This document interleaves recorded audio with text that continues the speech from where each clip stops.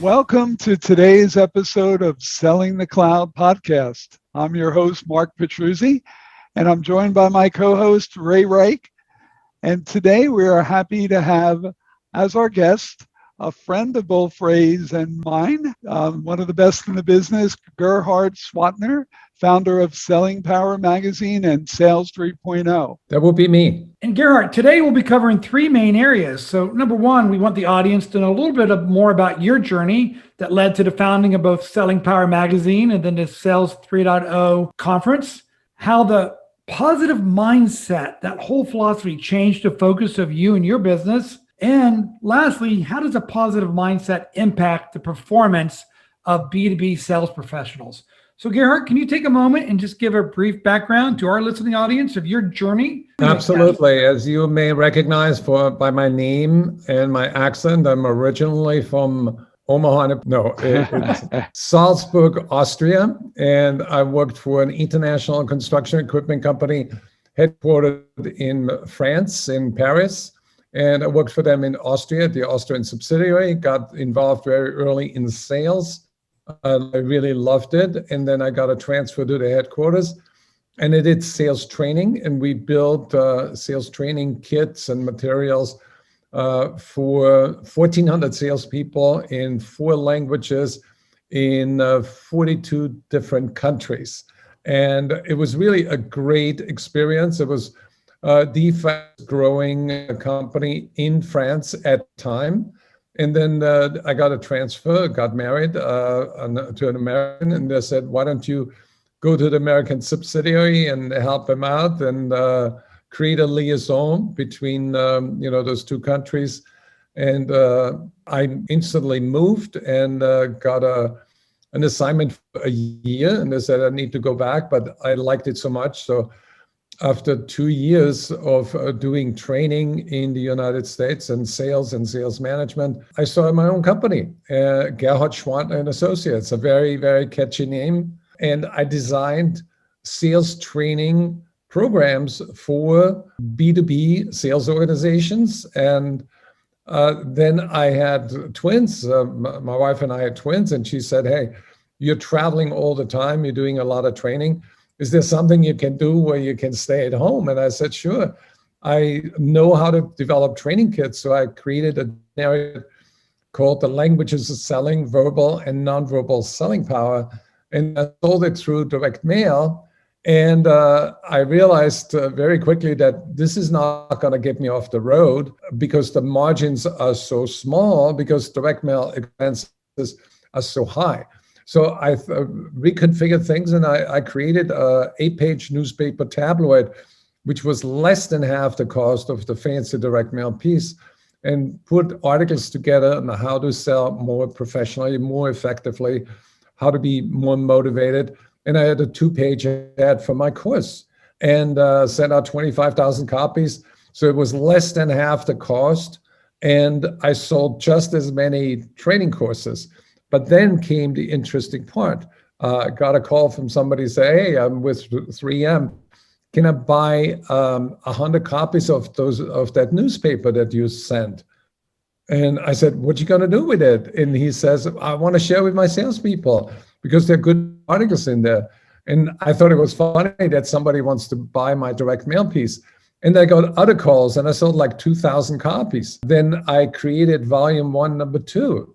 And same thing happened. I sold 4,000 copies. And then I realized there was a market for the content, not just for the training course. So I created, with the 3rd edition, created an ad and said, in 81, we come out with 6 issues, $12, and you get a 1-year subscription. Wow. It was not a lot of money, but I said, if I get 500 subscribers or more, I continue. If not, I refund the money. And within 6 weeks, we had 1,200 paid subscribers. By the end of the year, I had 7,500. 80% of them renewed. And fast forward, we went to Glossy magazine. We went on newsstands. We went in the back seats of every United airline plane worldwide.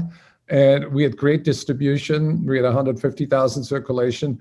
And by October 99, I was offered a check from Prime Media for $10.5 million to sell the company. And I decided not to do it because I thought it's not about the money. It's about the ride. It's about the thrill, about the love for contributing to the profession of selling. And then things changed, the tides turned, and advertising revenue, when the internet came, went from like $5.5 million a year to $850,000 in 3 years. And we had to find ways to shift and become a digital transformed company. And we came up with the idea of doing a conference. So 12 years ago, we created Sales 2.0, a conference where we got sales leaders together, like 400 or 500 in one city at a Four Seasons hotel.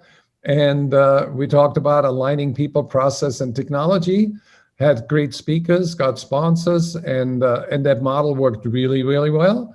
And then the COVID came, and we shifted the model again to an online conference, which now attracts about 1,000 people from 44 different countries worldwide. So we still publish the magazine as a digital magazine online. We have stopped print like 6 years ago. So today we are much leaner, more efficient, and I think we're able to help more people than ever.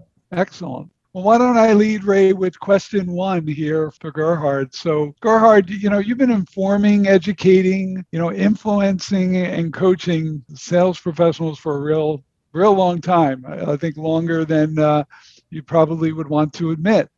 Although you did mention when you started all this, tell us a little bit about how the B2B sales profession has changed and what's next.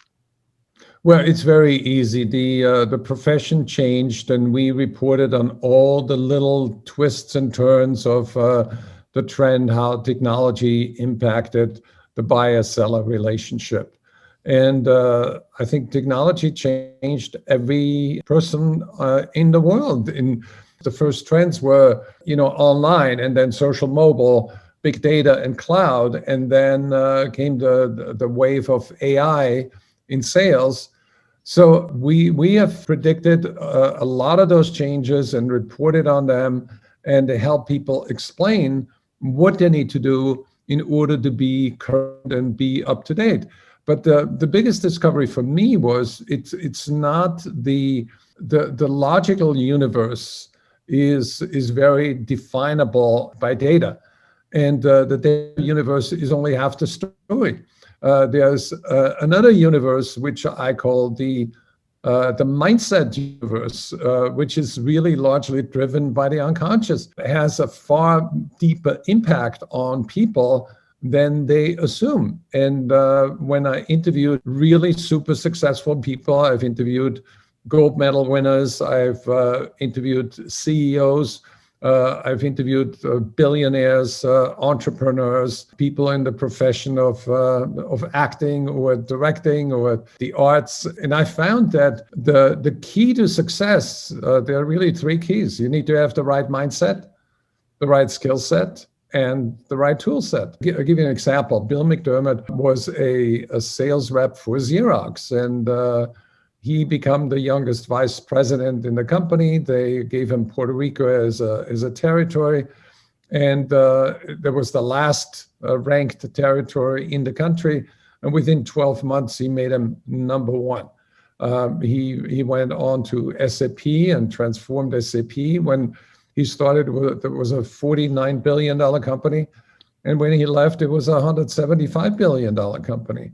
So he has a mindset that I would call a growth mindset, a transformer mindset. And he's an encourager, and he recognizes talent. And when he left SAP, it went over to ServiceNow.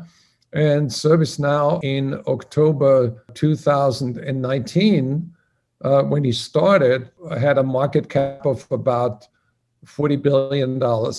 Today, the market cap of ServiceNow is over $100 billion, which is amazing. So to me, the mindset translates into money if you have a mindset that is not burdened by the past. It's not burdened by self-limiting beliefs. And it is enhanced by the belief that anything is possible. Gerhard, we're going to double click into the positive mindset in just a minute, but I want to back up because you talked about toolkit, Right. the skill set, and the mindset. Right. Over the last 10 to 20 years, the toolkit has increased dramatically that a sales professional has. However, performance is going down and down as measured by quota achievement. And quite frankly, even by satisfaction of the job sometimes. So why is it that performance is going down while the toolkit is going up? Well, I think that the metrics, gives you a different perspective when you look at what values companies create in the market and what is the market cap of a company. That's far more important to look at, a far more significant number than the forecasts. The ability to predict sales is a function of sales performance management, which means that you start with the right people on the bus, you give them the right onboarding, you give them the best territories, you give them fair territories, give them opportunities to grow within those territories, give them sales enablement, give them sales training, give them the right incentives, pay them on time, pay them accurately. So to me, companies that have good sales performance management practices and platforms, they have a predictable sales organization. They come in at an 80, 90, 100% of their forecast. And so if you don't have the right people on the bus, you don't have the right skills, you don't have the right tool set, then you need to be happy with hitting 50% of your quota. Yeah. And I think that's why I asked a question. Especially in the SaaS and cloud industry, we now have over 35,000 SaaS companies in the world. And that's grown exponentially over the last 5 years. And I just don't believe, to your point, that most organizations have the skills or the people or the focus to onboard sales professionals, get them enabled and trained. And that's why less than 60% of salespeople in the SaaS industry made quota last year. It's a shame because we're discouraging those people from continuing their sales career. It's a real shame. I think that SaaS companies need to practice what they preach. They come up with great technology solutions, and they're like the shoemaker's shoes. They're salespeople. I won't mention any company names, but the company recently hired like 200 salespeople and promised them no cold calling, and that they all get laptops, they all get CRM systems. And 3 months into the job, less than half had laptops, less than half had a CRM system. I mean, it's foolish to think that because you have a great product, that the product is going to sell itself automatically or online, and that you can create a money machine. You need to be very diligent about delivering what you promise. If you get the right people into the company, that's step one. If you give them the right training, is step two. If you give them the right processes, is step three. But you need to have ongoing coaching. You need ongoing learning. You got to transform the sales organization into an ongoing learning machine that's obsessed with creating value for the customer. So there are many moving parts to that, and it's not rocket science, really. There are some companies that are really, really good at that. Yeah. And look at Gong.io, how good they execute in the sales function, and look at the market value of the company today. It's much more valuable than any company in that space. Why? Because they have an excellent sales machine. Yeah. And you know what? What's really interesting about all of that, Gerhard, is it's impacted by history. And the history, most of the executives, most of the people who are in SaaS and cloud started in enterprise software, started in client server, or potentially even mainframe before that. And the whole way of selling is very different. When you have an ARR, an annual recurring revenue that you need to drive, and you have clients that can get out of a contract, sometimes with just 60-day notice, or other times maybe every year, and really have an easy transition to an alternative, to a competitive product. It really is about churn. It really is about selling for a long-term relationship, not selling to close the deal. And we still amazingly have individuals that are still in senior leadership positions, again, at companies that I won't name names either, that still have that old mindset. It's all about closing a deal for a quarterly close, and not about building and setting up the deal correctly to hand it off to a customer success team to keep this client for life or for at least very long periods of time. Well, I think the first one of the pioneers was Mark Benioff with Salesforce.com, where they came up with the subscription model, and he created a customer success team. And I remember Jim Steele was the president of Salesforce, and he was watching those numbers very carefully on how satisfied our customers. And if you maintain that relationship with the customer post-sale and make it easy for them to renew, they will stay with you forever. Yeah. Let's do something that a lot of great entrepreneurs do. And we're going to pivot, Gerhard, and we're going to pivot to something. I was out in Tyson's Corner about 4.5 years ago, and we sat down and I wanted to talk about skill set. And you started to talk to me about the power of the positive mindset. And I walked out of that meeting saying, I might be focused on the wrong thing that I'm providing my sales organization. Can you tell me a little bit about what the catalyst was for your focus on the positive mindset? And quite frankly, what is it? Well, in essence, the mindset is when you look at yourself and you assess yourself and say, how well am I functioning on a cognitive level? Meaning, how well do I understand the world? How do I interpret reality? Secondly, how well do I function emotionally? Do I take time out to practice mindfulness, where I can be in the present moment, can be more effective in the present moment? Ask yourself the question, are you mindful, or is your mind full? And we need to empty our minds. We need to learn how to flush out all that head trash that accumulates during the day, so we are available to the customer in the present moment, so we can sense the individual. We can really listen to them with the intention to understand, identify the problem, and solve the problem. So those are skills that are not taught to salespeople today. Some companies do teach that, but also, how well does your mind function? There are really 3 time zones that we live in. One is, it's almost like a video channel. Do you tune into the History Channel? Do you think about the past? Do you tune into CNN? Are you focused in the present moment? Or are you focused on the Sci-Fi Channel, what may happen in the future, good or bad?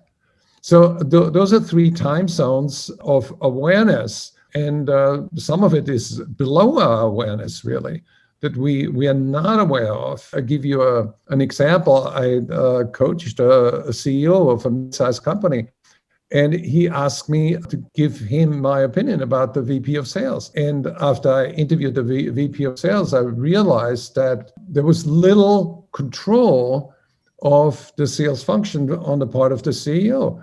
So I went back to the CEO and I said, how come that your relationship with the VP of sales, who is in charge of revenue and 18 salespeople, how come that you are so removed from monitoring the performance? And it turned out, after a much longer discussion, that his dad was a Marine. He was very controlling.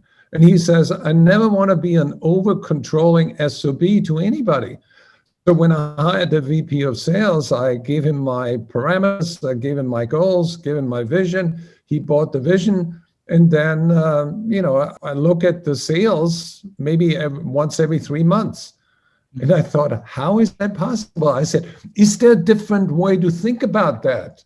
Because what you've done is you have moved from over control model your father to a laissez-faire approach where you really abdicate, where you don't assume the responsibility. And I said, you went to Wharton Business School. You know that there has to be an accountability step. There have to be checks and balances, that you have to get weekly reports or daily reports of what's going on. So your finger on the pulse of the business. And, the reason you asked me about the opinion about the sales VP, because he's a reflection of your mindset. So once you shift your mindset, then you will have different results. And that's exactly what happened. He shifted from a let go, and, he was focusing on research and development and new product development. And he realized that his company was shrinking because of that. And then once he shifted the mindset, the company doubled in revenue the following year. With that VP of sales? No, with a new VP of sales. He fired his own mistake. Interesting. You said something that really triggered me. Do you find that leadership's mindset really does rub off on the entire organization? So mindset really starts at the top? Yeah, you look at any leader of any corporation. I've interviewed so many, very successful people. Let's take Michael Dell. When I interviewed him when he was 28 years old, and the company already did $2 billion worth of business. And I was in Dallas got a tour from the president, and they had a meeting. Never forget that meeting. There were 200 senior leaders in the company. And it was Michael Dell and the president, and they wanted to hear from their team what is happening in each department. So there was manufacturing, there was sales, there was marketing, there was service. So all the leaders were in one room, and they intelligently teased out all the operational roadblocks that held the company back from growing, and eliminated those roadblocks on the fly instantly. And that open mindset to, where the leaders exposed their chest to daggers, potentially, was helping them win and get the problems out of the way, so that the group was not bickering and, pointing fingers, but they were co-creating solutions. So if you have a mindset where you go into a meeting with the intention, I want to co-create a solution, versus if you have a mindset and go into a meeting as a leader and say, I want to find that SOP who is, holding us back from growing. Mark, anything you want to add to that? Where my brain is going in all of this is kind of the other way. So I love the idea of the leadership side, and we all know how, successful leaders, some of the best in the business, Michael Dell, Steve Jobs, whomever, Mark Benioff as a great example. That mindset permeates throughout the entire organization. But I think there's another way that is very often overlooked, and that is the sales reps at the most direct level, the ones that are one-on-one with the company's clients every day. There's very little thought about what their mindset is. And frankly, and I've seen it in different companies, if someone kind of comes into a sales team and says, well, let's get the mindset at the right spot. You have in many CROs and many sales leaders this reaction of, this is the touchy-feely stuff. This is the qualitative stuff. And I want to go towards metrics. I want to go towards, training and making sure my team really understands. And, Gerhard, one of the reasons I've been such a fan of your work and so behind some of your things is you really drive it the other way. And I know you believe that it's got to start at the sales rep, because as any good CEO knows, that's really where the rubber hits the road within an organization. So just the idea of getting the mindset of your sales team in the right spot, and I'll give one little example on that too, is the perfect example of, we always want motivated sales team. And, there is a part where some additional pressure, as you mentioned, from the CEO, a little bit of monitoring where the numbers are and what the close ratios are. It's all really important stuff. But often we take the sales team and we move them to a level of pressure and a level of, moving and a velocity that ends up causing a lot of mistakes or a lot of very poor interactions, which turn into poor relationships. So I believe a focus on that mindset, a focus on the sales team and making sure that at every level, we're getting them to think in the most positive way, to understand how to leverage their selling skills, the technology of the company, and the processes of the company to sell to their greatest extent. There's not as much of that kind of thinking as I think there should be in SaaS and cloud today.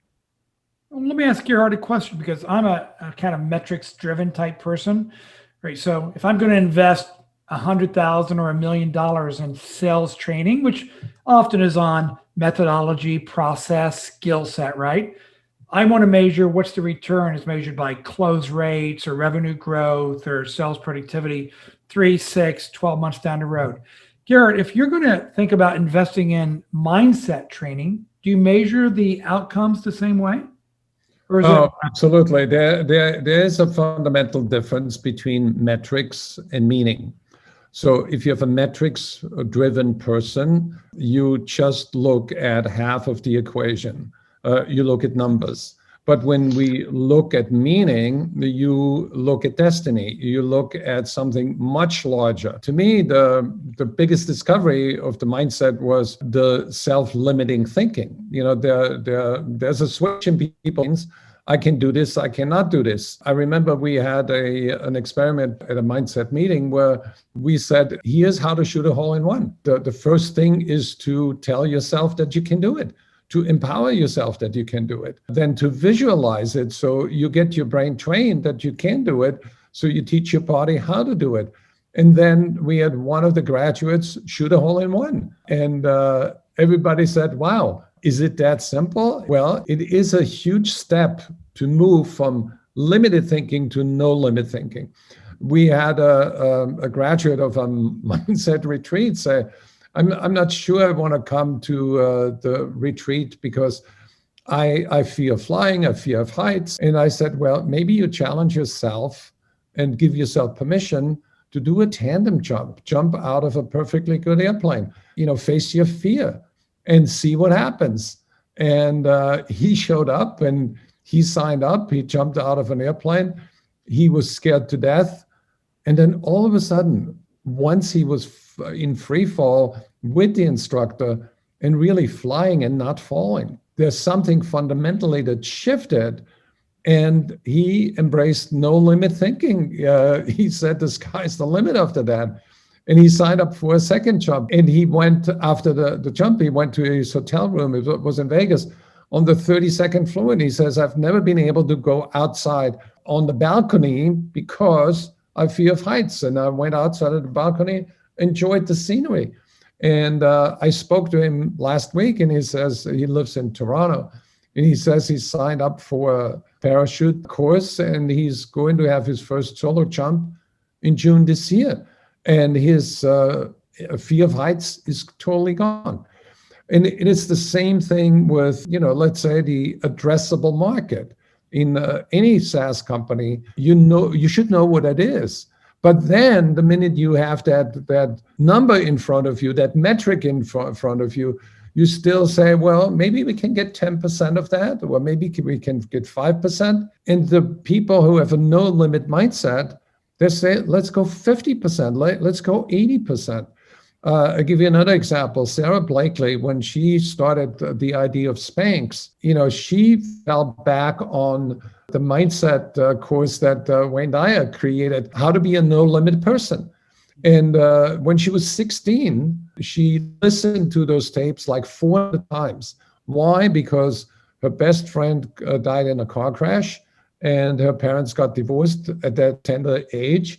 It was devastating, but that was a glimmer of hope. And she integrated that no-limit thinking into her idea of Spanx, and today she runs a company that's worth over $1 billion. Gerhard, I always like to make sure we leave something for the listening audience, right? That's very specific. And you just stimulated thought for me. The next SKO, you go through all the training. Make sure you do kind of the positive mindset training before you hand out this year's quote and compensation plans. Because how many times do you know after you hand out the quota, people are like, there's no way I can hit that $2 million quota? Yeah, I have lots and lots of examples that prove that if you change your mindset, you change your outcome in a dramatic way, you're going to feel a lot better about yourself. You're going to function better intellectually. And it also has a physical component. The ideal goal for anybody is to function better on a cognitive level, on an emotional level, and on a physical level. And that's how you become that person that you were meant to be, that is unencumbered by the past. So, Mark, we're going to have to wrap up. Unfortunately, I could talk to Gerhard all day, but anything you want to add so far to what you've heard?